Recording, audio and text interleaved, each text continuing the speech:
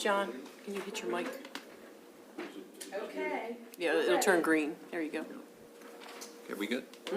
Okay, I'm gonna call the meeting of this, Kent County Historic Preservation Commission to order at 4:15 PM.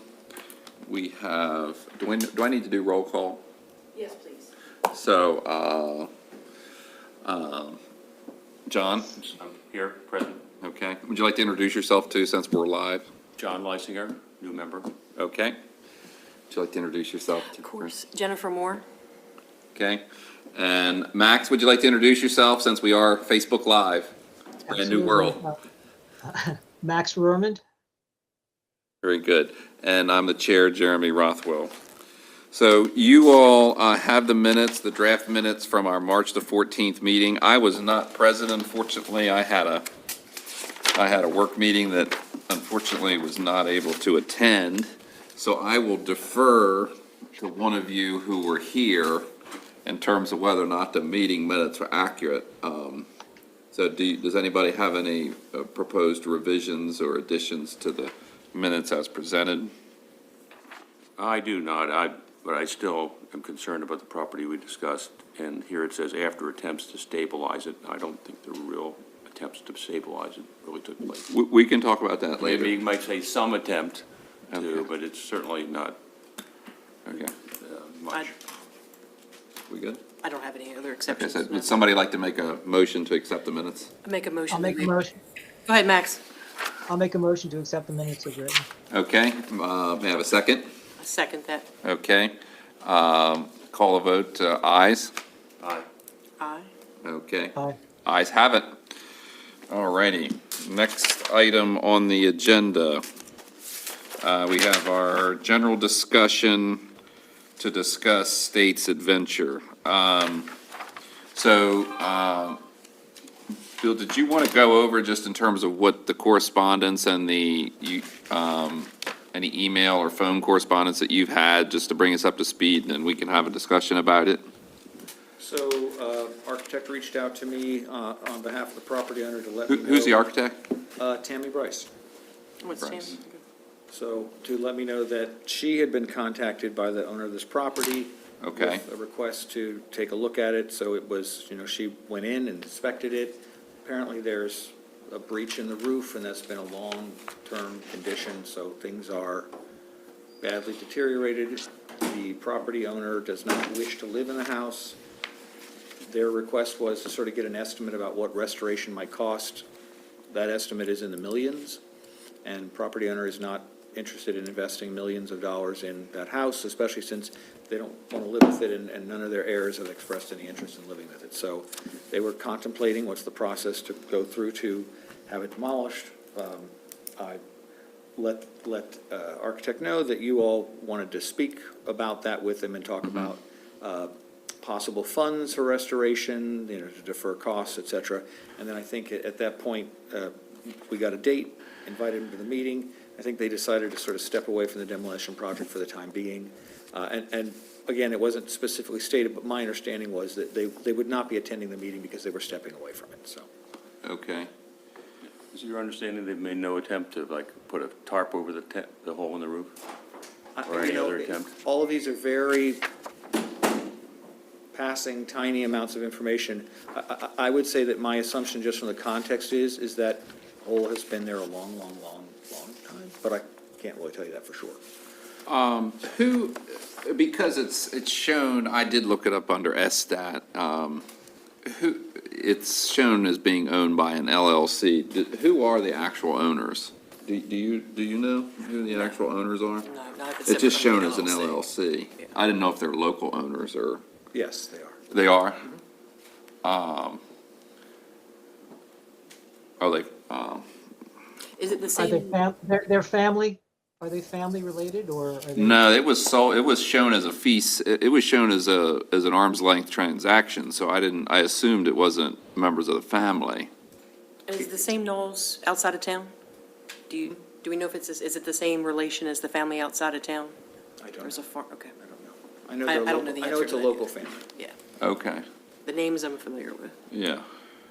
And they've owned the nose on that property for a long time. I mean, my thoughts on this is that, I mean, this is a very significant property. And I would, even if we have to, if and when we,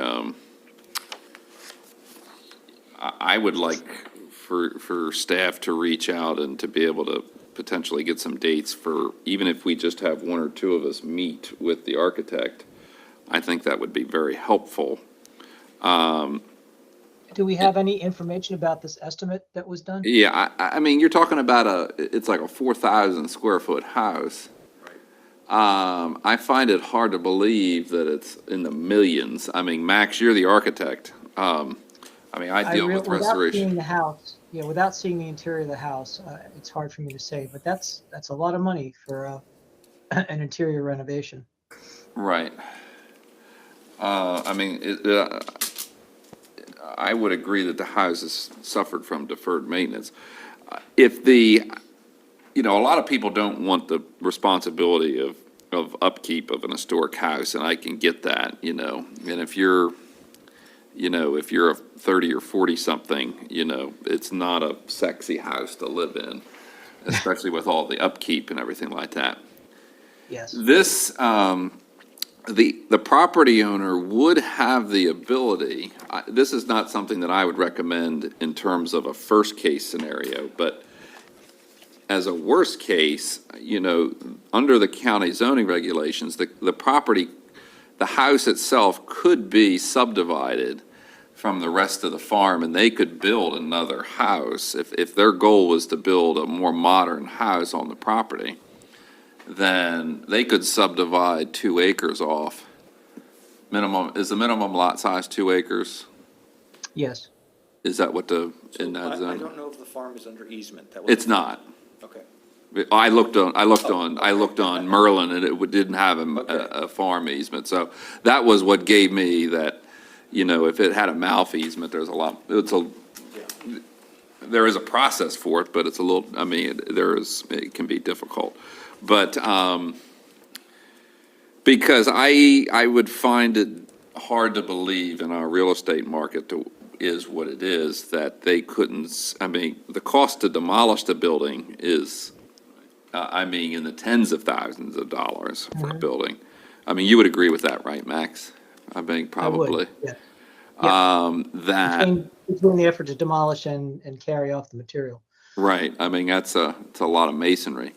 So, I mean, what I would propose to the applicants, I mean, a lot of farmers don't want to deal with a historic house. The same thing, if you remember, the same thing happened across the street at Blaze Range.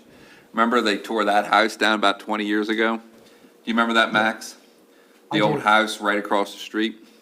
Yep. And, they have a rancher right next to the old house. So, I think, I just wanted to get an idea in terms of for them. I think that's the best case scenario, is that they sell it, you subdivide it, you sell it, and you put it in the hands of somebody who has the resources and the know-how, and to be able to do that, because it's a very large and gorgeous house. That house would sell. It could be interesting to them, as long as they're willing to have a neighbor.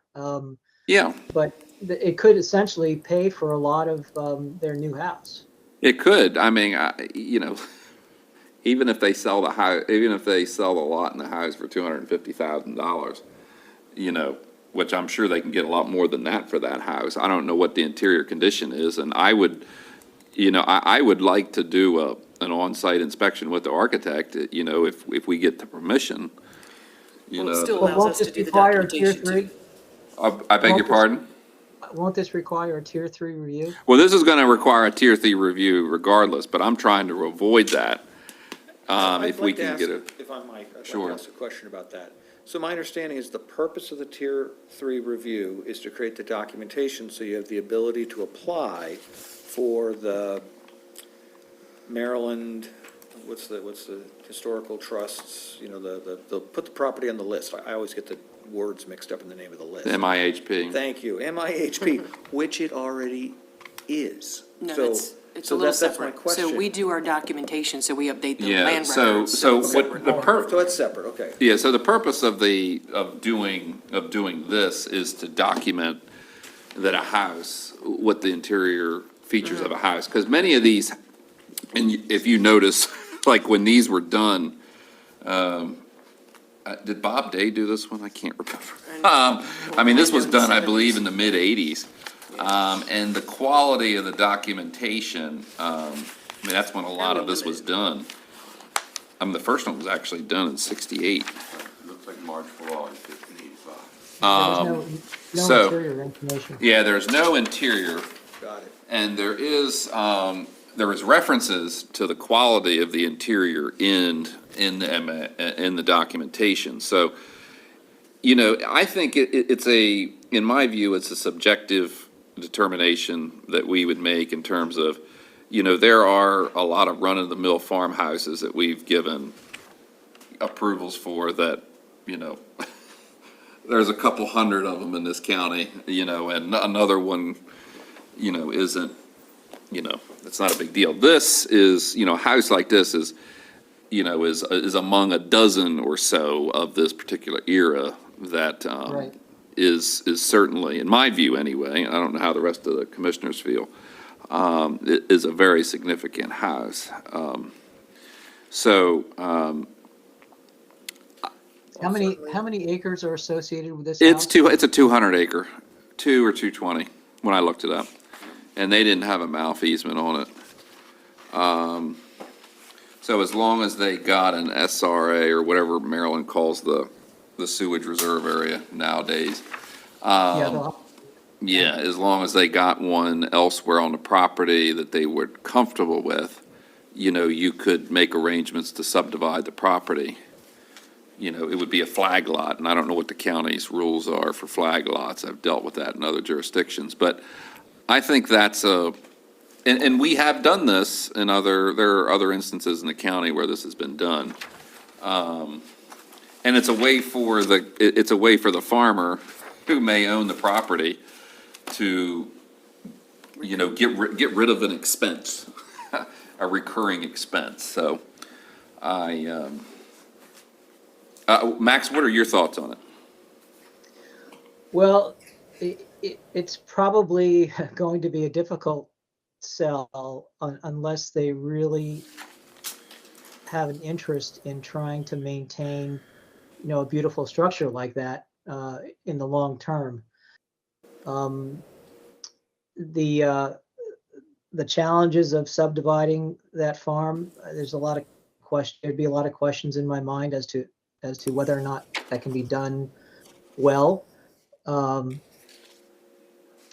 And I guess it's really important to know what the current owner is thinking. Because we may be talking about things that they have no interest in. Right, and that's what I'm really curious of as well, in terms of what their motivations are. Right. So would you like to choose the members that you would like to offer that date with the architect? Because we can't have a quorum. Yep. I'd like to send a doodle poll, but I can't send a doodle poll to all of you, because then if, you I have to would, cut yourselves out at some point, right, yeah. Who Max, would you like to have? Max, would you be available, because you're an architect, and I like having a second architect, if they're gonna have their architect. Would you be willing and interested? I would, yes. Okay, then I would say, I would be interested. okay, Sorry. you're fine. Okay, so Max, Jeremy, John? Well, Okay. Jen, you're usually the picture taker. I am, but I think we have questions to ask first, and then we can ask about permission to do documentation, because that's more of a Yeah, they're two quiet, separate issues, yeah. Yeah. a little more intimate process that doesn't require audience, so. Okay. Right. Yeah, and in this particular instance, like one of the conversations that I would want to have with the property owner as well, that I would be asking them to do, if they are dead set that they want to tear the house down, we can't require it, but I would ask it, is that the cost of demolition is fairly significant, is pay an extra few $1,000s and we can have it properly documented with measured drawings and AutoCAD and everything like that. Just given the historical significance of the property. I was going to suggest that if there's any way Yeah. we can manage that, I think that would be really important. Yeah, because I would, because essentially what Bill, what we do is we provide this to MHT, and MHT they have a separate file for demolished structures. And it's a way for us to be able to provide measured drawings or something like that, and photographs. But it's certainly not something that I can require them to do. No, absolutely not, and I can't require it, I'm well aware of that. But it's in terms of, I want the board to know what my thought process would be when I meet with them. I think if I can convince them, I have a feeling that, at least it seems anyway, that they, renovating the house, having them pay to renovate the house is likely not something that they're interested in, but if I can get them to subdivide it, I think that would be, Jeremy, we might talk to a realtor, if that's possible, and just give them the scenario and see what kind of valuations we can pull out of it. yeah, you're talking in the hundreds of thousands of dollars that they could sell. Without having gone in the house, it's kind of hard to be able to do that. If it's, No, I agree. We Yeah. have to see the Yeah. house. But, yeah, but the land and the house site issue. yeah. Is And that- go ahead. Is that something that you guys can discuss with the owner, so that we're not presenting solutions that we didn't get permission to go pursue without their, Yeah, I would prefer to meet on site, if it's Yes. possible, with the property owner and the architect, if it's possible, if they're open to it. And just frame it as, we're here to have a discussion to help them make a decision that, could potentially at least preserve a portion of the county's history, even if they do decide to get rid of the house. Because I think that there's been a number of instances where, somebody wants to tear a house down, but I've also seen it, house is moved, or you're not going to move this house, but, I think subdivision is a potential possibility. So, Max, do you have any other suggestions? I was going to say, if the house gets documented, I'd be willing to draw up plans for it Okay, if we get to that point, okay, if we need to get to that point. yeah, yeah. What, would you be willing to do that pro bono, or how did that? I don't think there's any money to pay me to do that, so. Yeah, and I don't know what our, there yep, was probably a conflict. conflict, yeah. So, Get myself Right. in trouble. Tom Yeager's gonna be, Yeah, but, okay. get Bill to set up a date or time with the owners? Yeah, just maybe a doodle poll, if you could. I wanted to ask you all, are there any blackout dates for you all that I just won't offer?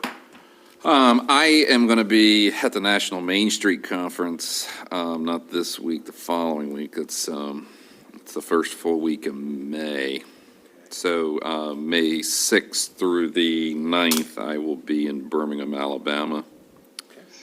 So I have yeah, that's the only I'm pretty blackout. open after the weekend of the 11th and 12th. Okay.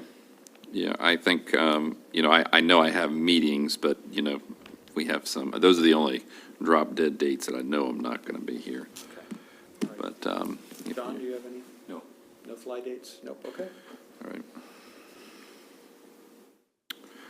Is there anything else you wanted to discuss on that? Not on that one. I can still go out and document it later after you guys finish your Right. stuff, regardless of the other parts. Yep. Okay. So discussion of amendments to bylaws. I just have a question with regard to the state's adventure. At the last meeting, I was asking about the houses on the register, and this clearly isn't one of them. And I asked, well, how do we encourage people to put houses on the register? And someone spoke up and said, well, there's grants and stuff like that they could be eligible for. Should that play a role in this discussion? For the purposes of this discussion, I mean, I would say that it's very unlikely because, you know, if this was a National Register property, if it was on the individual listing, if it was an individual listing on the National Register, obviously they could tear it down if they wanted to, but that would allow them to get significant numbers of potential grant opportunities or tax credits if they wanted to do, if they wanted to make it a bed and breakfast or something like that. If they wanted to make it an income-producing property, they could get tax credits for it. But if it's not on the National It Register. has to be on the National Register, not just the Maryland Register. Well, Or it's our not, register. it wouldn't be the Maryland Register, it would be, we have a local register, Right. essentially. Right. And, so, Nothing comes with that. no, so I mean, you have the, what's Gail's group? Eastern Shore, The Heritage Area Authorities. They, you know, their grant programs, you have, National Trust for Historic Preservation's programs, you know, Bardish True and Entourage. You have to be a National Register property. You can't, they typically don't allow you to be a local register. So in terms of my question about last time, the 7 houses that may or may not be on the National Register but are on the Kent County Register, there are no available grants of any meaningful amount which would make a difference preserving any of these properties. Is there a county, property tax benefit to being on there? Not that I'm aware of. Yeah, it's essentially a feel-good. They're voluntarily, it's like donating a conservation easement on your But in property. addition to that, they're agreeing to a whole bunch of restrictions in perpetuity. In perpetuity, well, a zoning is it in perpetuity, or is this, technically, it could be revoked? it's You voluntary. know, I haven't studied it, but I would say in general, yes, there are very few things that you can do in perpetuity. Yeah, and unless it's filed as a And deed this in the county isn't a land records. zoning law, it's in our public laws. Yeah, It's a so different it's chapter. it's not actually essentially, zoning. it's essentially an overlay district. You're creating an overlay district, right, essentially? The way our program is set up. Well, an overlay district to me is zoning. I don't know, from my point of view, I think I would call it an entailment. But Okay. that's, you know, Okay. of the Downton Abbey style. So when you restrict your property, you sometimes get a tax abatement of some sort. Well, that's what I was asking. That was what I was You're saying it doesn't really asking. exist here. Yeah, so like if you, That anywhere. yeah, like if you have a, yeah, so Malf used to have, if you wanted to voluntarily put your property in an agricultural preservation district, you used to be able to. I don't know if this county still does it or not. Some counties still do ag preservation districts where you get, We do. do you? So Yeah, you get a minor tax abatement on your property on the value of the ag value of the property, which isn't much. It isn't much, but you know, your tax bill might go down $200 a year or something like that, which, Biz didn't make it to the call. no, I don't see Biz on there yet. So Biz happened, because she does a lot of private property stuff, is probably, because I know things about this, but before I get into it too deep, she's going to be a good person to actually have that lengthy conversation with some of her. Well, she was private- she was part of the group that put it in there, Yeah. right? Yeah, so I think not to Yeah. fill it full of stuff we're not quite sure of, we can actually put this on an agenda and have her maybe spell out some stuff for us, because she's perfectly capable of going through her experiences with other properties where she's going in and got tax credits and how they, Yeah. Yeah. You are certainly welcome to propose whatever you wish. You know, I would present that as an idea at some point to county commissioners, and they would decide whether they wanted to do a bill to amend our law or not. That's how that would work. So, before leaving the general subject, when you put your house in the Kent County Register, you are restricting it, and you are subject to the review of this board when you want to Yes. make changes in the future. But there's no endowment to enforce that, right? So, for instance, if I were to put my house on this register and you said, well, you gotta maintain the wood roof, and I say, hell with that, I wanna put on shingle, asphalt shingle. So then essentially, in that case, the county attorney would be acting on our behalf, and at the county commissioners would have to approve it, but the county attorney would file an injunction in circuit court to enforce it. And if I said I can't afford to do it, I don't wanna do it, then what? Then that's settled in circuit court. That would be settled in circuit court. If you voluntarily put yourself on Yeah, the if you, list. if you, or if your predecessor put it on the list and you purchased the property. Right, so I guess I'm not surprised that there are only 7 properties on the list. It's not uncommon. When I worked in Talbot County, which had just as many historic houses or more, I think they had 12 or 15, and they had their program a lot longer than Kent's had. Right. I mean, they had their program for 25 years. Problem with easements, I guess, National Register or otherwise, is you got to, or Maryland or otherwise, you have to enforce it, and we don't have any enforcement mechanism at all, other than just saying, referring it to the county and them being sued. Well, no, there is an enforcement mechanism. I mean, the enforcement mechanism, if you're in a district, is quite good, in my view, in my interpretation of it. I mean, it's not perfect, but the problem is that there, well, I don't want to say it's a problem, it's a challenge, is there's not much incentive for an individual property owner to want to subject yourself to those, Yeah. to those standards. Right. You gotta love the building. Yeah, and there are instances, you know, you're not doing it for the money. You're not really getting anything out of this. No, but it's because it's in, I know Bill said about it perpetuity, but it does pass on to the next owner of the building. It does. And, that does bring an additional challenge. I mean, for instance, not to be too personal, I thought about what I would do with my house, put an easement on it, you know, because I don't want it changed after I'm not around anymore.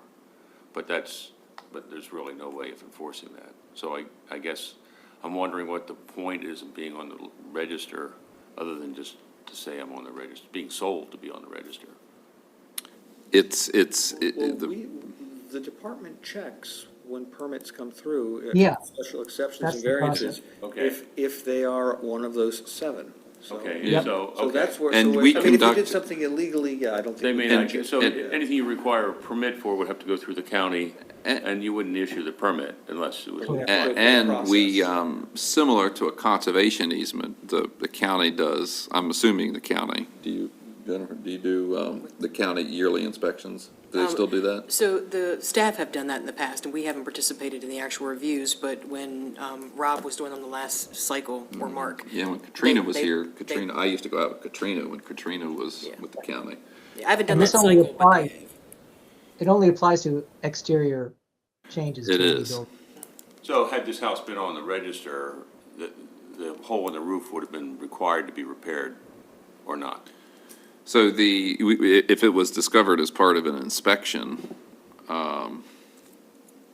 yeah, it would, we could bring them before the board I mean, for, you'd have to be able to, I guess, visibly see it from the outside. yeah, you know. as long as it's, like, if there's, you know, we're not doing an interior inspections for any of these houses. Right.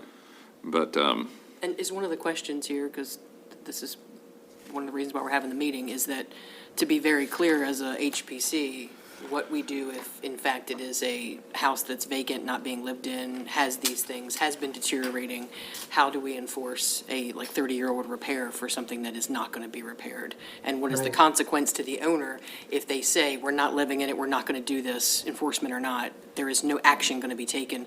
How does that impact what we do? And how do we respond to that? Might be the, Well, we're talking only about the 7 houses, right? yeah, Right. just the, I don't know how we would handle that. I know how I would handle it. If there was an issue with one of the 7 houses, I'd ask council, what's my next step? But yeah. it would, at a minimum, I mean, I think we could handle it as a, you know, we have a standard violation process, which is Right. outreach. I mean, we'd reach out to people, let them know, hey, Right. you're in the easement, you know, we ask people to do things first. We don't get to, like, citations and violations to, like, step 3. I mean, with Right. everything, with all of our code enforcement. So Right. the first thing is, you know, to get voluntary compliance and for people to understand what the situation is. So that would be our first step. And I was going to say, in general, this whole process with the 7 houses, I mean, the whole thing is designed and was designed on purpose, it's my understanding, I wasn't here, to be voluntary. That was the point. So And it isn't meant to county. be. Yeah, we, unlike, Regulatory unlike focus. Chestertown, which has a defined district, the counties, and there are not many rural, the counties on the shore, there's only a couple of them that have voluntary districts. Cecil County has one. Did Queen Anne's County end up getting one? No. Talbot has one. We have And volunteers who Talbot fucking- County is a CLG, Certified Local Government. Now, they're eligible for funding from the National Park Service, whereas we're not, because we're not a CLG. But, And I don't think we would have the staff. You to don't. Make that possible. no, we don't, no. But, well, the code doesn't meet the standard. If I can remember correctly, when we went through this before, our code doesn't meet the National Park Service standards and Secretary of Interior standards of what it would have to be. But, so, I mean, I think it's worth having a discussion in terms of, is there ability to offer something similar to what is offered to an ag district? Because I'm guessing the ag district is, it's the ag value of the property or something like that, so we could potentially. Agricultural tax rate is set by the tax appraiser's office. It's not really something the county is directly involved in. Yeah, but that's how the, essentially, the ag districts, if Kent County runs it like most of the other counties, I've seen it, essentially, they give a blanket, So maybe tax. there's some confusion, because our ag districts we require that you become an ag district before you can apply for an easement. So it's a signal to the community that you're interested in applying for an easement from Mouth. Right, it's voluntary, it used to be mandatory. Well, for us, it's mandatory. You have to apply for a district and get approved before you can apply for an easement. But that's its only function. It's simply a flag. So the county doesn't offer. You're thinking of ag use Oh. of a property. Well, no. The counties used to, I've done conservation easements in other counties. Cecil County does ag, because not all counties do the ag preservation districts anymore. They used to be mandatory by the state up until about 10, 15 years ago. But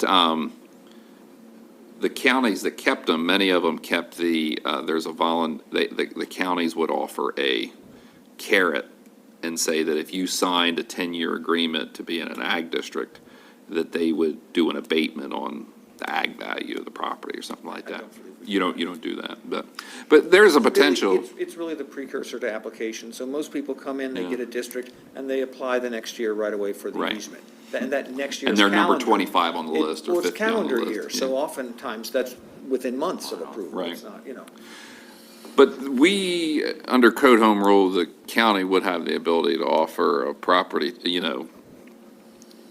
some sort of property tax credit or abatement on a certain percentage, whether it's 10% of the tax bill or something like that, if you voluntarily went into. But when you put your farm into Mouth, you're giving up the development rights, and that's being not paid for it. de minimis. You're being paid for that. You're being paid for it. Okay, it's not just a deduction. It's not just Oh, a no, change in the no. appraisal. Oh, no. You're paid, those can be millions of dollars of value. No, Yeah, I mean, you're talking- I figure you're paid one way or the other. I didn't realize you're. You're getting paid about $4,000, $5,000, $6,000 an acre. Yeah, okay. So for that, depending on what the appraisal comes back as, but yeah, I mean, I think that's one thing to potentially improve the program is if we have the ability to, if the commissioners are willing to, since it's so few properties, it's not like we're talking about hundreds of properties, whether we would have the ability to offer some sort of, and a couple of them are churches. Isn't one of them a church? We have the African American Church in, is it Wharton? I'd have to check. Okay. They're probably not paying taxes. They're not paying tax Yeah, anyway. It's not a tax. But some of them are, a lot of them are houses, but, so I think that's a potential possibility. And Rob or Mark could speak to their reviews. Rob or Mark could speak to their reviews, since they do them themselves. We haven't. I don't know what you mean. When by they go can through and do speak. the annual, they could speak to what they do when they've gone and done them. We haven't participated in those since I've been a part of the HPC yet. We but I used know. to, yeah. I've done all the properties we've done that way, but I haven't done any of his reviews, so that could be something we talk to him about. Okay. I have to say, I don't believe the county has done those reviews in some time, Since COVID. And I understand, since COVID, yeah. or probably before. The county, I understand, the planning office, I wasn't here know. before COVID, so I don't know. Yeah, I know the planning office has had a lot of changes, you know, and a lot of turnover in staff, which makes it difficult. And there is a budget issue as well, you know. We've had vacancies for most of my time here. Right, We actually have full staffing for the first time, in a long time. It's been a handful of months in the last 5 years, so. right. I'm excited about it, I'm very glad about it, but Right, it right. has, it certainly has affected what we're able to accomplish. No, and I certainly understand that, and it's not a critique at all. And if, I always found it helpful when, before you were here, when, you know, when Katrina was our liaison, you know, she used to invite us out, and as long as we didn't have a quorum, when she went out and did inspections, Biz and I or somebody else would go out, and we would do the annual inspections, and we could do them all in one day, or do them in an afternoon. And that's a good opportunity for us to, for one thing, be able to see the property if we've never been there, because I had not been to all the properties before.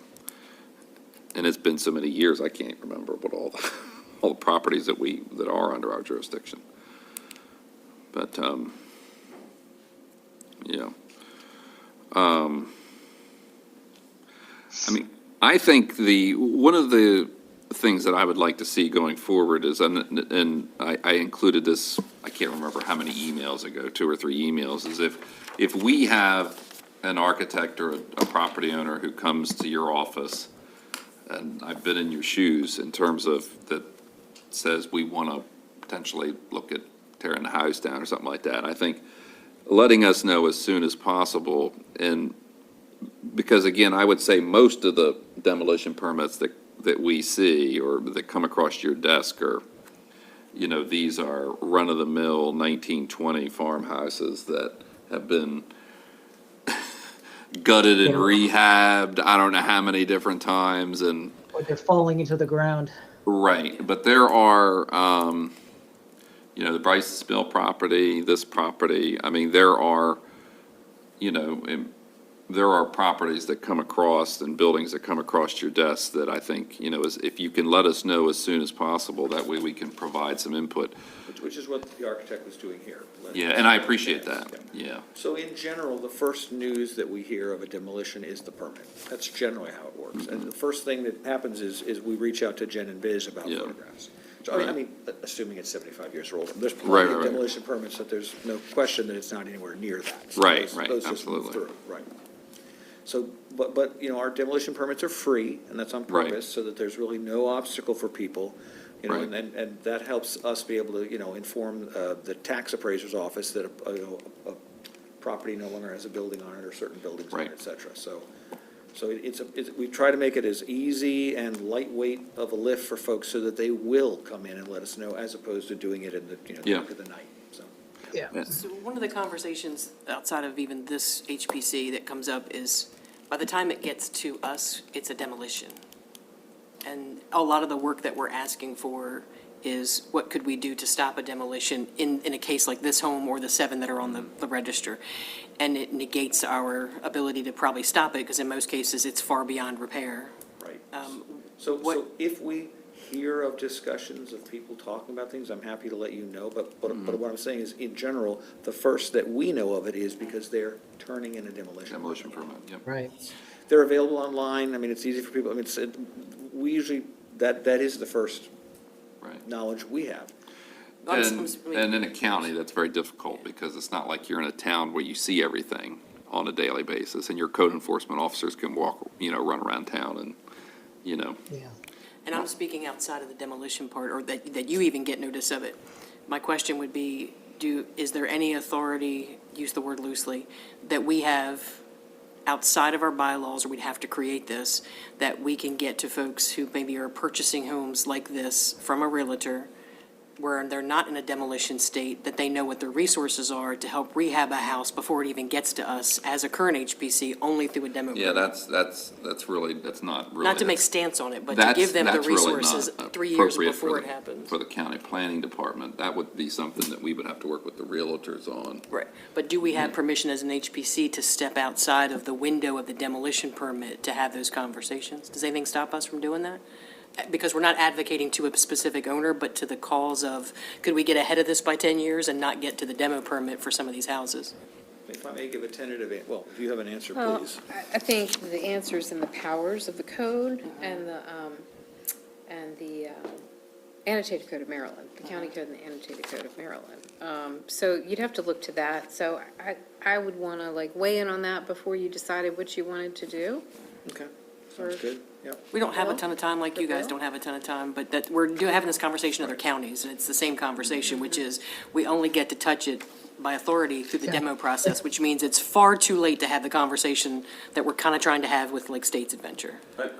If it could, if there could be a requirement for the listing of a property to have that indication of whether or not it is an historic structure, that would probably be the best way to know something is coming up. Yeah, that sounds right, Max. We've been talking about the realtor part of this. Yeah, I don't know how we can require that, though. I don't think we couldn't do that. No, not a requirement, That's just a another different book. advocacy. Yeah, that's, But Jen, I liked your idea, but what, you talked about support for maintaining these houses if you're gonna buy one. Is there any? There are things you can go out and do. There are things you can go out and resource. If you're talking about tax credits, it's finding out all the answers to the question when you buy the historical house, so that if things come up, you do know what they are, or you know you have no recourse to any of them as you go into it. Because when we get the demo permits, like I said, in this county and in others, that's, the reason why we've done it in some other counties was to go after homes we know we would love to be saved, but we're getting it at the demo process, which is far too late in the process. So to just have the paper that the realtors could have that give them a more valuable set of information. No, I hear you, Yeah. absolutely. And I think that's a great idea. I mean, it's kind You of like know, he just it's- talked about, explaining It's tax just a- credits. You know, and- it's just a little document that every realtor could have. It's, you Yes. know, Yeah. just, you Yeah. should know this. Yeah, type it may of be thing. that we don't get too involved, we just create something that gives them more detail. Right, Because I've right. talked to plenty of realtors who have zero information. Most realtors Exactly. don't. Right. Most don't. Exactly. So, but I guess my question is there really anything to offer the prospective buyer? Yeah, No, there is. There It is. depends on what the nature of the property is. Yeah. So Maryland offers, the federal and the state tax credits are for income-producing properties. Right. Now, you could get a Bartis True grant from the National Oh, Trust. no, hang on, Jeremy. The tax credits at the state level are residential also. They cap at, it's a $250,000 maximum cap on qualified expenditures, so $50,000 in tax, which is 20% back to the owner. If it's an income producing residential property, it's 40%. The building has to be either listed on or eligible for the National Register or located within a National Register district. The thing that people don't know is that by living in a National Register district, like say Chestertown or any of the other ones, those buildings are Yeah, already if they're a contributing monetized. structure, yeah. Right, but you can do the part one and certify them. And then you go on a month later to start working on the part two. So there's historic tax credits, and you can also combine I think it's the investment zone tax credits with that and a tax on another 5 to 7%. So You need a that's tax attorney lot- to figure those out, the opportunity zone. No, I mean, well, yeah, but it's been done They're there. and it can be done. The fact is it's there. And if we want to try and use it, we can. That's the thing that's available for anybody privately, but residences, and I will also say that nonprofits in the state of Maryland are also eligible for tax credits, which is counterintuitive because they don't pay tax, but based on our existing Do legislation. they make it transferable? I don't remember that. But Delaware's they can get- transferable. they get, well, yeah, Delaware's a much easier system to work in, Yeah. honestly, than Maryland. They have a 30% tax credit, and they're really, really, they have You can buyers sell for your the tax credits. credits, and Yeah. yeah, Maryland doesn't do that, but they have made it so that, say, a little church that needs to be rehabbed, they can apply for the tax credits and Yep. get up to $50,000 back in cash Yes. in the state of Maryland, nonprofit. So you have to come up with the money. But there are avenues. They're not wide, but they do exist. Mr. Chair? And people Yes. don't know that. And realtors on the street who are trying to sell an older building that is, people are typically, they give it a second look because they know they can be expensive or if there's problems. If they would have a better time trying to sell the building, if there were incentives that they knew about, like the tax credits, that they could share with their clients, they might have a better chance of making the sale. Mhm. Yeah, So I think it's a matter of a lack of connection. People don't know who to talk to about what they need to know, and they don't know what there is. So we need to educate. And there's nothing that we were ever able to find to write into the ordinance when we did that original text amendment. Granted, that's old now, but it was a big step at the time. But there was nothing that we could do to force a hand. It's it's voluntary. It's not a mandated thing, and it's very constricting when you're trying to save historic buildings. It can be very frustrating. But yeah, I think the only real thing is to make the language make the language strong enough so that we get notified when there's a problem, like what happened with the water utility department with Bryce's Mill. There was a problem. We didn't know that. And if we had known that, we might have been able to talk to a commissioner or ask what they needed, or known that the building was in danger and somebody needed to act. And we didn't know that. It's a breakdown in communication. Yeah. So that's, and that should be written into like that emergency amendment. No, Biz, for at the very least, demolition. we might be able to put a document like that on the county's website and maybe even the business community's website. Absolutely. And I think we could actually look to make, we would have to ask council about amendments to our existing powers that would, review the emergency demolition ordinance to see if there's some way so that there's notification that the building can't just come down. One of us has to know about it. The chair should know, or his designee, or who we should be told there's a problem with the water department. You guys, with a historic building, that's because the buildings are a priority for the county because it makes Kent County who and what it is. So it's revenue for the county, and they just don't necessarily see it in those terms, but it is. People come here because we have that rich resource. We don't want to lose it. So I would say that text amendments, like trying to hone there are powers as they are, and then making a serious play at outreach and education and posting stuff and all the things is a great way to go about starting this. You had something you want to say? Yes. No, I have two. So I just wanted to respond and say, I can't really make commitments for staffing and budget, but I can certainly, we can do what we're doing right now, which is have meetings where you all discuss. But I do know this, that realtors are very, very interested in trainings. They like those trainings. They've reached out. I've done them before. Yeah. So if this board, each of you brings, a different level of experience on different topics, you probably have to, put something together and have some, handouts and things. But if you wanted to schedule a meeting where you held a realtor training and we invited, which is like one of your regular meetings, but you included a realtor training, we can certainly staff that meeting for you. You all would have to come prepared with materials. I wouldn't be able to do that for you, but we could certainly invite, Bay Area realtors and any other groups and let them know we're doing a training, et cetera. I would say the one thing you would want to do is focus on the financial advantages that you would be training them on. It's something that would make the house more saleable.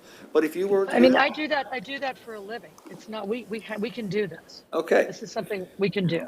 So that's the one. And then the other is, if you all want to propose changes to the zoning code, that you have language, put together some language and send it to me, I'll run it up the flagpole. I mean, I can't, I can't tell you it'll get introduced, but I'm certainly I'll happy ask to Albert forward at it. church. Okay. No, I'm just kidding. But right, I mean, that's But, just, the zoning law, Yeah. that's just a legislative process. It's a little more complicated with the public law, because it has to intermesh with the statutes. But, I mean, our local county demolition paragraph, if you all want to make verbal changes to that, I mean, I'm happy to, put that in the queue and see what the response is. So that's easy. Yeah, and I'd I rather mean, I work don't know with what what the we can answer will work be, with but I can first. ask. Yeah, and I'd much rather do the education stuff first, because Yeah. that tends to lend to why we have the zoning laws in the first place, because they get violated. So if we can work on the first part first and see how we get. Well, I think maybe Yeah, we I just can, wanted to jump in before you move on to say that, and you probably already know this, that one of the duties of the commission is to inform the citizens of the county. yep, So, I'll plan for that too. if you were to Whatever. hold something for realtors, you could also invite the property owners so that they're aware of Yeah. what advantages there are. My only caution would be like to contact a realtor in connection with the pending sale. I wouldn't feel or comfortable doing that, and I protective- don't believe we should be Yeah, doing that. prospective buyer, no. We shouldn't be no. doing that. Complete advocate to the public, not to a personal Right, property owner. right. Right. Get involved in the sale, no. No, I have no interest in doing that. Do you keep a, does your office keep do you have a contractors list that you keep, or in addition to the realtors? Well, when people build a house, they have to register with the Maryland Attorney's Office, and we collect money, so we would have a Okay. list of. I didn't know if do you guys have a contractor's license for the county? That's a state requirement. Oh, okay, so the state does it, the county doesn't do it in addition, But okay. when a brand-new house is getting built, we have to collect a fee on behalf of the state, so then we would know those.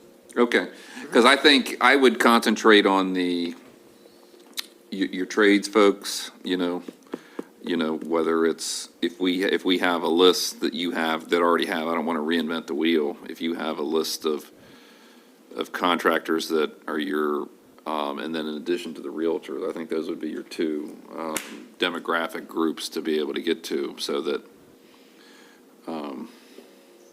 that would just be my thoughts on it. And I think we can think about that a little bit more.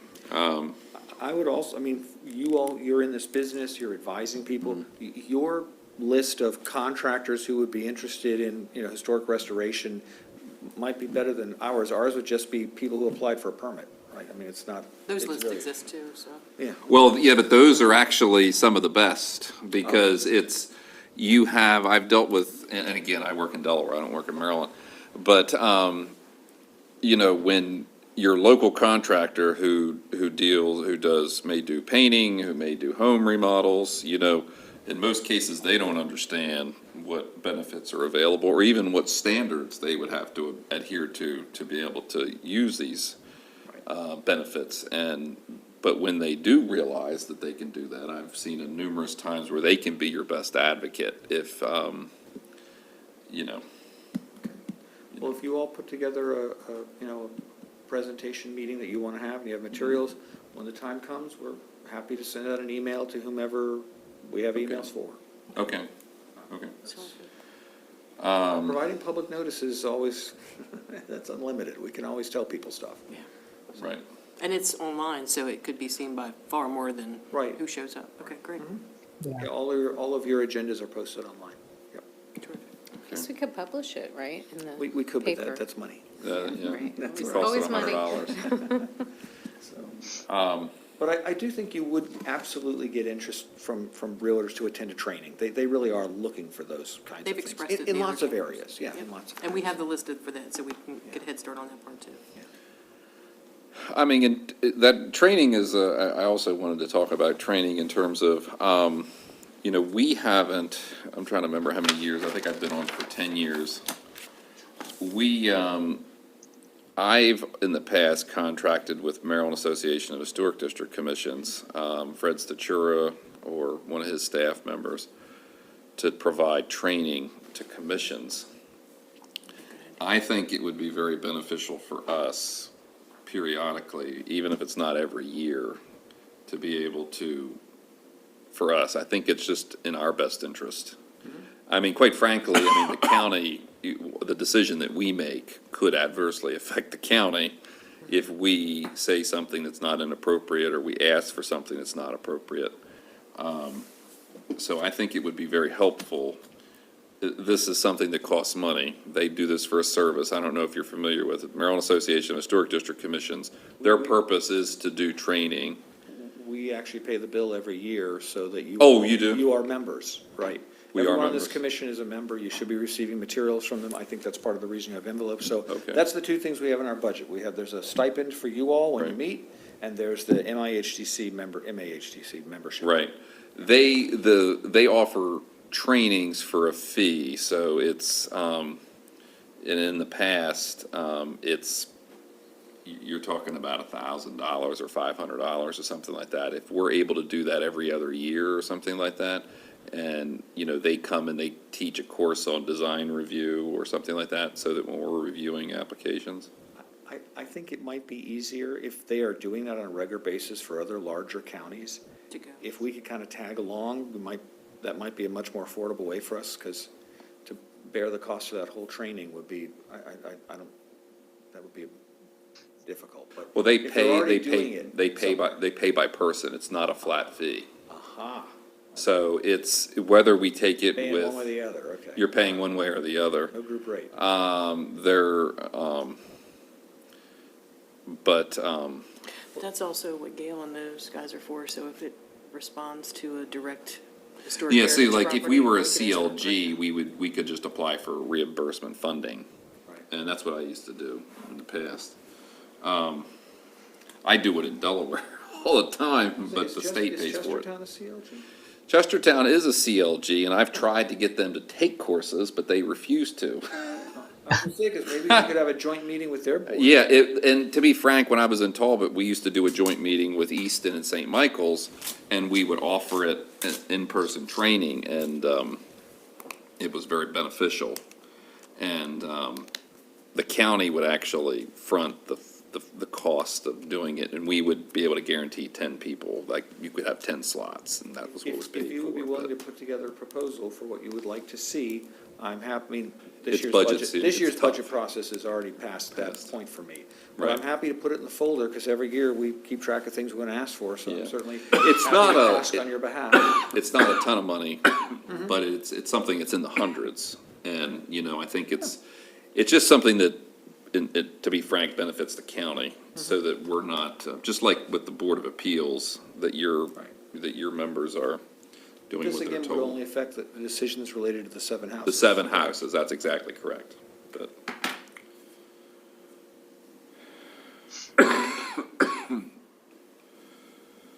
I can talk to Fred. I haven't talked to Fred in a while.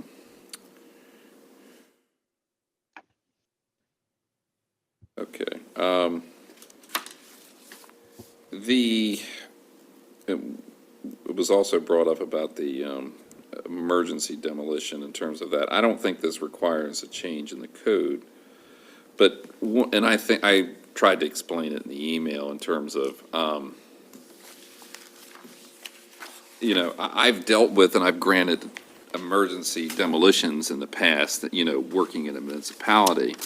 And it's a lot easier justified in my view, because you have houses to the left and to the right, or you have buildings that could potentially fall into the street that impacts the public. If it's a farm property or something like that, in my view, I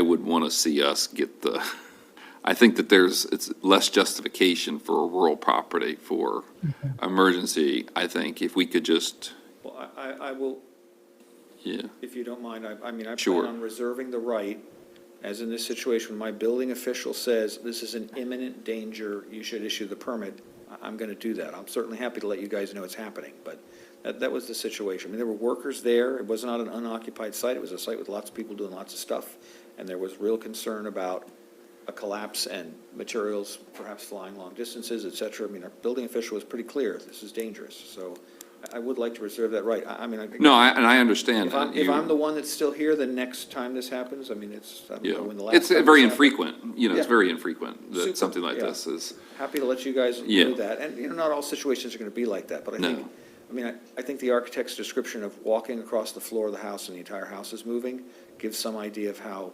perhaps serious it was, so.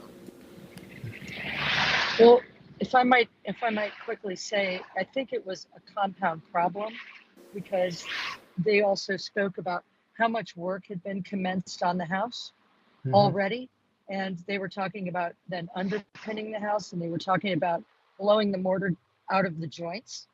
And that destabilized that house significantly. So when that wind showed up, the house was already vulnerable. Yeah. And and that happened, that was happening because people don't always understand, even very qualified contractors, how to interact with archaic materials. And there was a problem with the water company, and it got delayed and it got worse and worse. They were blowing the mortar out of the joints. You could see through the building. That's what they said. So this was a compound fracture, this house. But it was a lot of different things.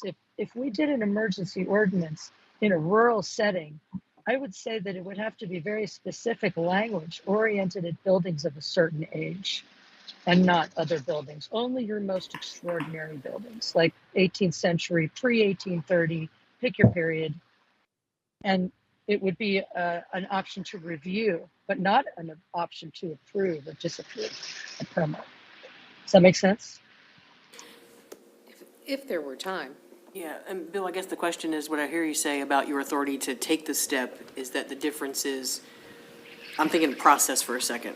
Yeah. If you were to say HPC should review this, it meant all work had to stop. People had to walk off the job, and that would have to be, that's a different kind of, Yeah, I'm not, I mean, the people on the property were doing other things. It wasn't always related to the house. They were doing yeah, landscaping. that's what I mean. issues. Everything would have to, if that became the thing, that's exactly what that means. It Definitely means you'd that have to in law stop somehow, right, everything. right. Okay. Well, it would mean that, but you could also put language in there that says something like, you don't have to have a meeting of the HPC. You don't have to, you contact the chair and Yeah. or the vice chair, whoever it is, and that they are part of there's always 5 minutes to make a phone call to say, hey, we have an emergency demolition permit that's been put in front of us for this house. You're part of the roster of people we need to call and let you know this is happening, so you're aware of it. And it gives you an opportunity to then go out and see if what the emergency is, and to look at to see the building and talk to the people there. And if that's all it accomplishes, it's more than we have right now.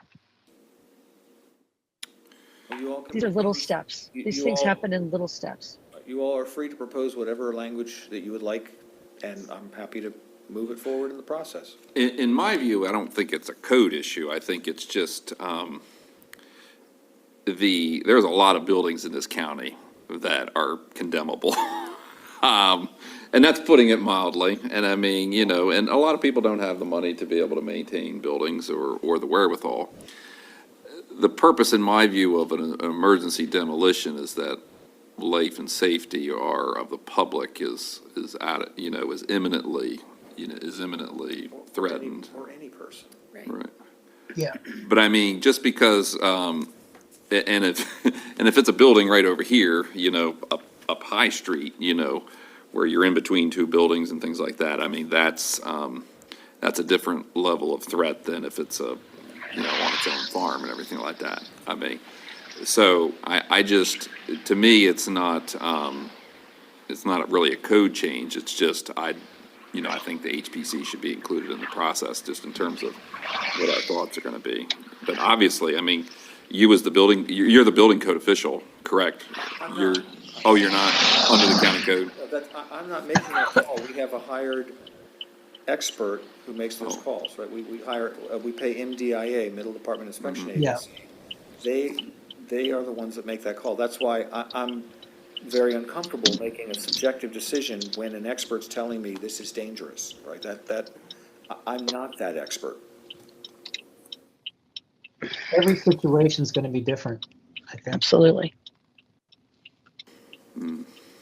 Okay. Well, I think there is some, maybe we might think about it as it relates to buildings of a particular age, or a particular rarity. Yeah. And In we're not my view, looking Biz, to- though, if it's life safety is life safety, and that's regardless of the age. The age is irrelevant in my view. It's just a determination in terms of when the life safety, is adequately threatened, in my view. Okay, Well, It'd maybe to be preemptive, what Jenna talked about. I don't right? disagree with that. No, go ahead, no. I say, I mean, you all, I think what you all would like to see happen is that somehow we reach out to properties before they are at the state where they need to be demolished. And I think perhaps, and again, this is, I'm not saying you should do this, but if, for example, this board, individual members, went out and drove around the county, and you identified houses that you could tell, hey, nobody lives there, it's starting to kind of come unglued a little bit, and it looks like it might be one of those properties. I mean, there's no reason why, when you finish your training with all the materials about, how the grants, I mean, we can put that package together, you give us a distinct list of, we'd like a mailing to go to these properties as an information piece, we can mail it to the owner of record, and at least we tried.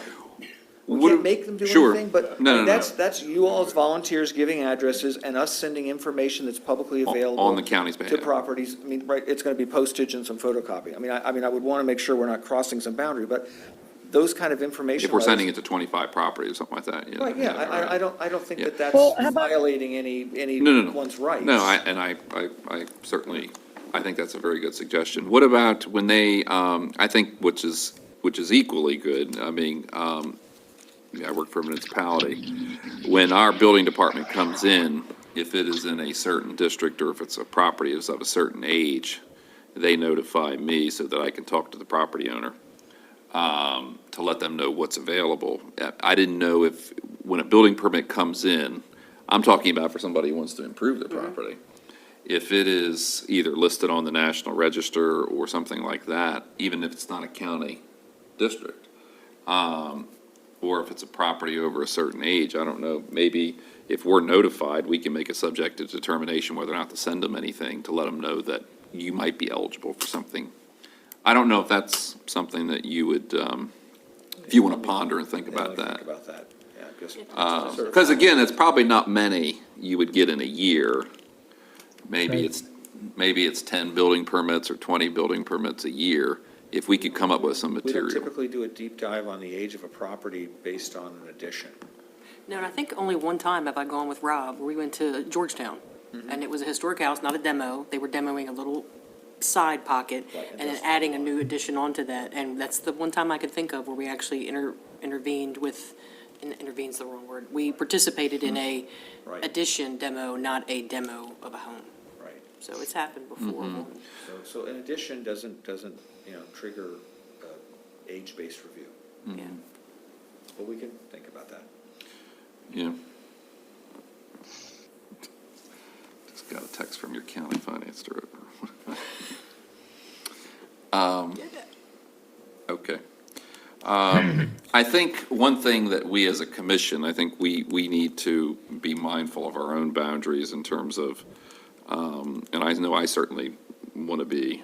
So one thing I think we all need to keep in mind is that, for one thing, we do represent the county, and we need to be very cognizant of that.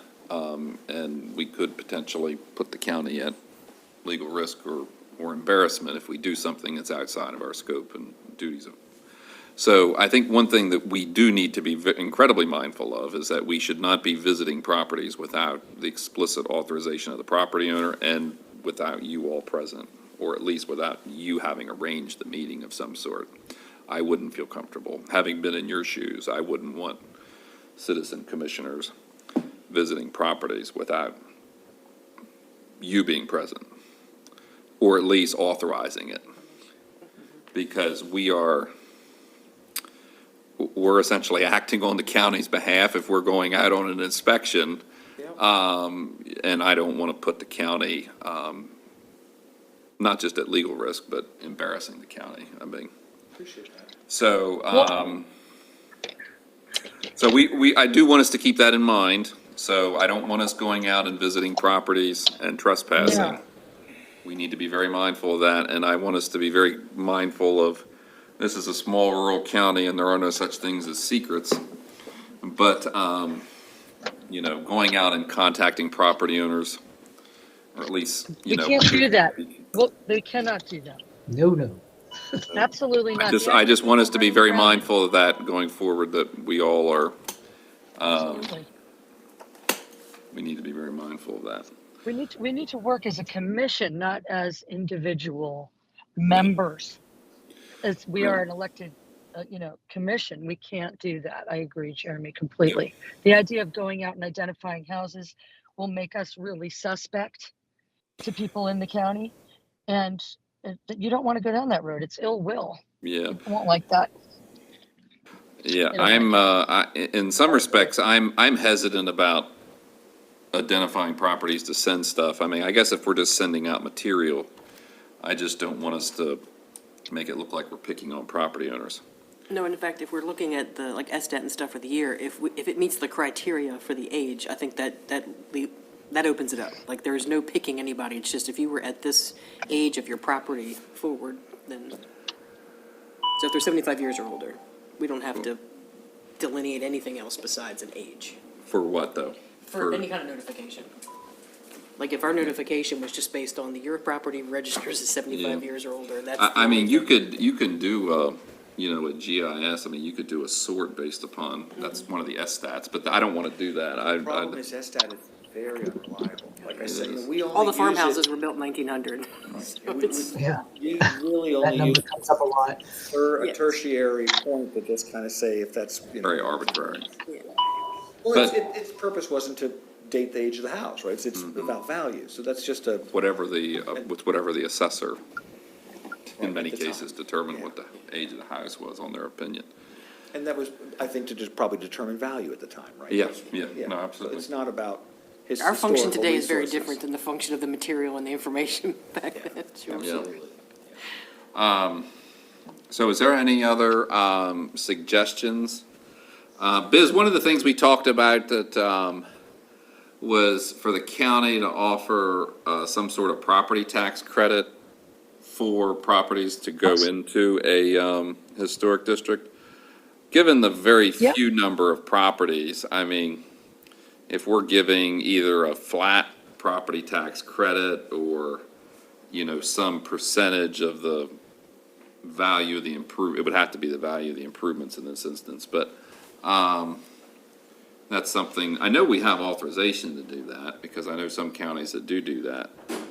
But, I Yeah, think and we that, are, I think that's a We're a relatively, certified local government too. We're a CLG.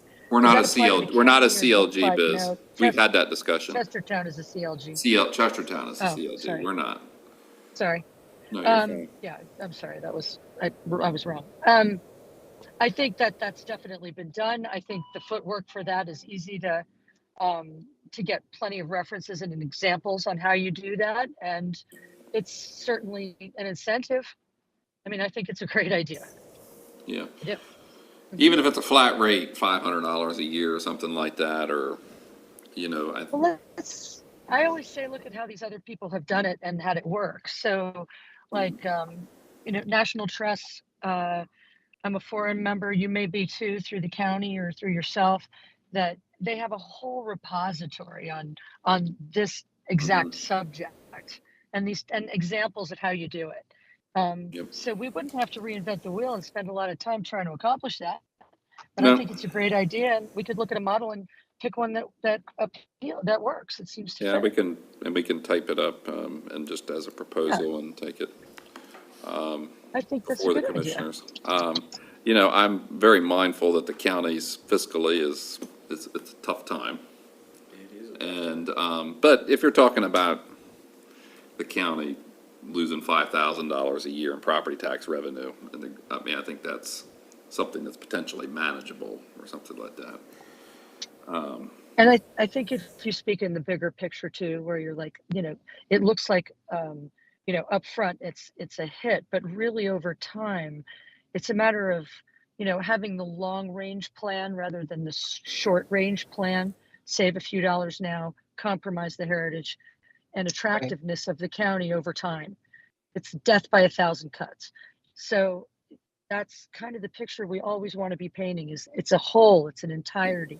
It's a resource in composition, not in part. Yep. So all those parts fit in. You want to encourage what makes the county different, Yeah. Yes, you want to support it. Tourism is very important to us. right?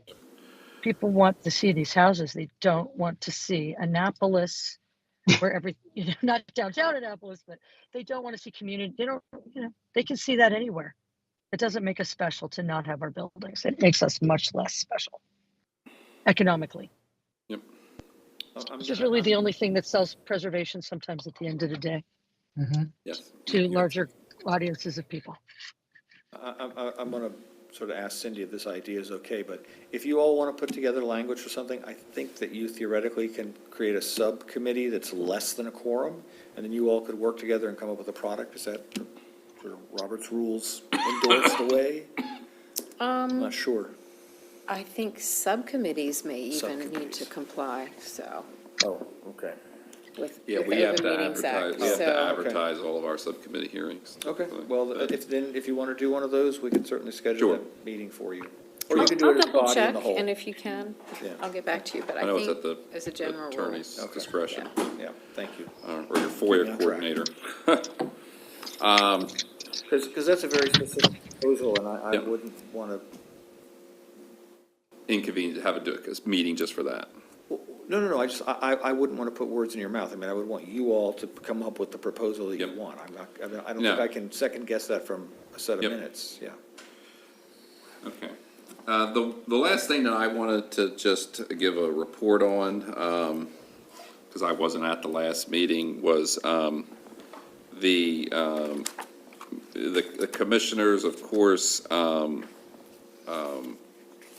voted to demolish the granary at Turner's Creek. Yes. And it has come down, I went down there I last like to week. use the term disassembly. Assembly, yes, because they did, All the parts are all the getting parts, used, yeah, yeah. absolutely, so, yes, thank you for the correction.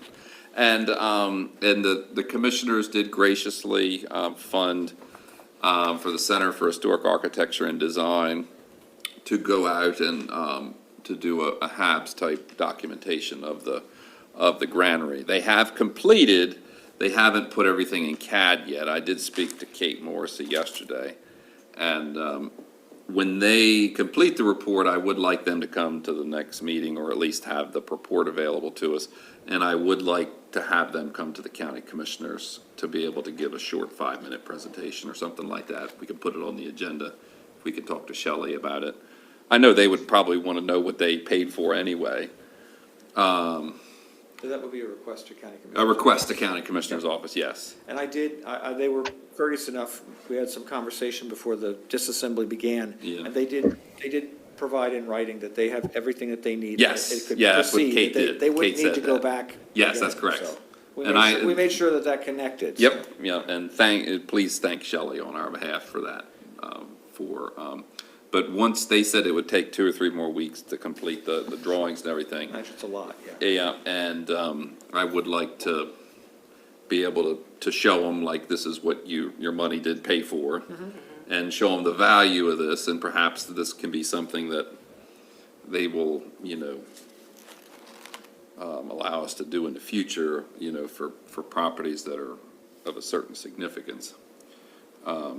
So, when I get that, they're gonna keep me informed. If you don't mind, I can let you and Shelley know, and. Sure, and And we can- they've promised me that they will send me a copy of the report because I wanted to share it with you all. So they Yes, said, yeah. yeah, I'll get a digital version and I'll just send it to the whole group. Yep. Thanks, appreciate I it. mean, you'll probably have one before me, but it. No, that's okay, yeah, I was talking to Kate today.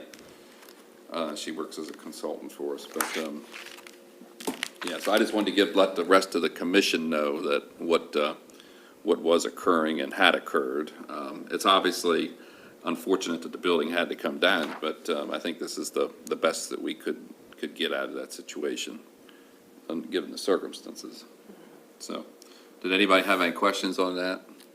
Is there a plan to put any kind of plaque information out there about what was there? There is. So the discussion, when I came before the commissioners, I think I came before the commissioners 3 times, I believe, maybe 3, maybe 4, I can't remember, that they would be interested. They are required because they obtain funds, they are required to spend, $56,000. I can't remember what the exact amount is.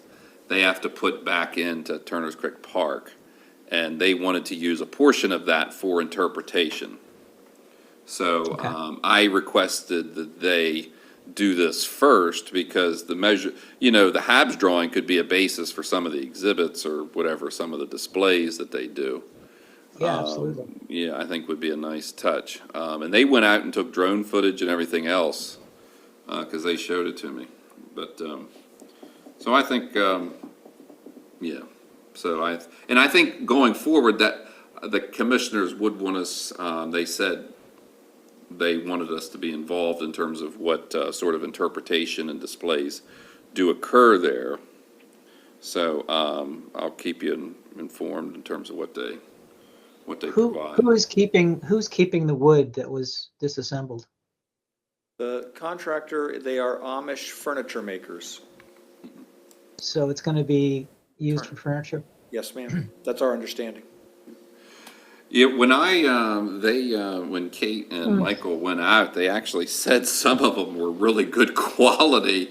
And Yeah. likely they had said that some of the wood in that granary had been reused, likely from an earlier 18th or earlier 19th century building.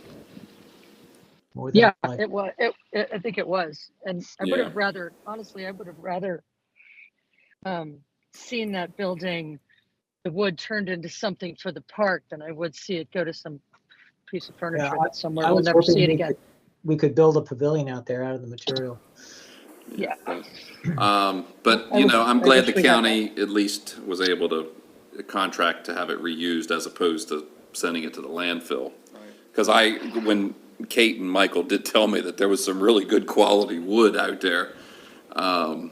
So, is there any other questions or anything anybody wanted to say before we adjourn?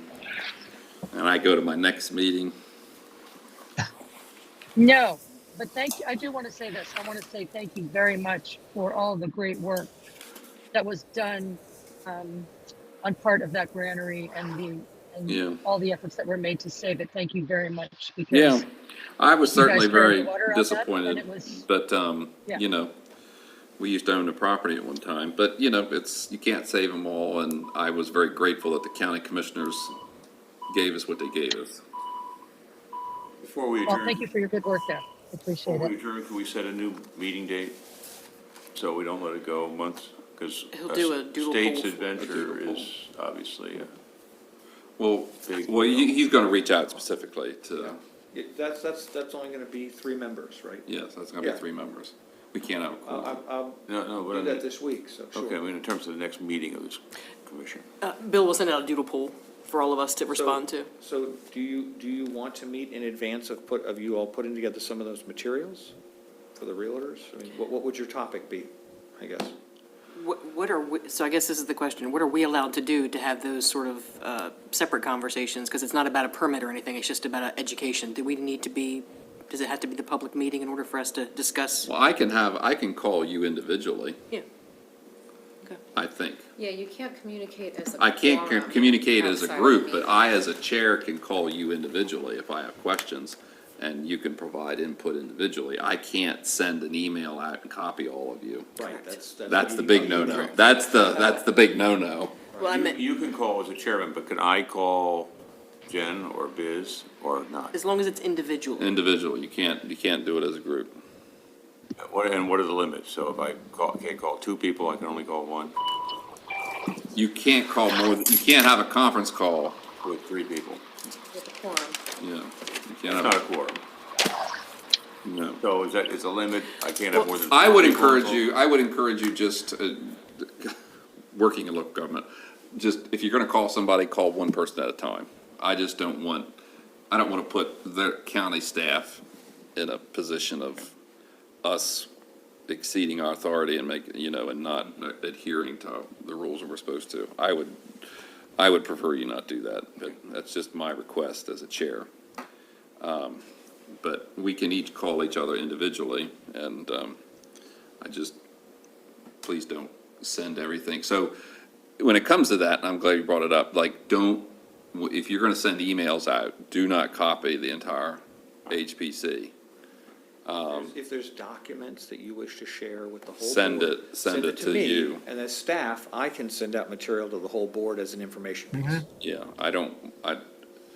even as the chair, I shouldn't be sending emails out, that should come from the county staff.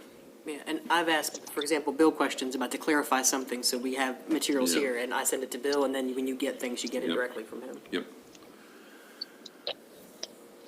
We Any can other? Put a Go list ahead. together, if we're going through some topics individually, and then we can put that together for a meeting. And then just let me know when you are sort of ready for your next full meeting. and then I can do wouldn't, the I don't, like, I have too many meetings as it is. This is not the Methodist Church. I don't want to have meetings for the sake of meetings. And I know you guys don't want to spend time away from your families either. But I would say, let's see if we can get together a list of bullet points in terms of what, and language that we want changes to, and then have a meeting. Okay. That would be my preference. But as you said, the meeting with Yes. and John with Tammy Bryce, I'll set that up. Yes. I'll do a doodle poll for that Yes. this week, so that's a meeting. I appreciate that. Okay. Thank Yep, you. we can do And that. at this time, there is no permit for us to review, is that correct? Correct. Okay. Any other things before we adjourn the meeting? Okay. Nothing. Well, meeting's hereby adjourned at 5:41.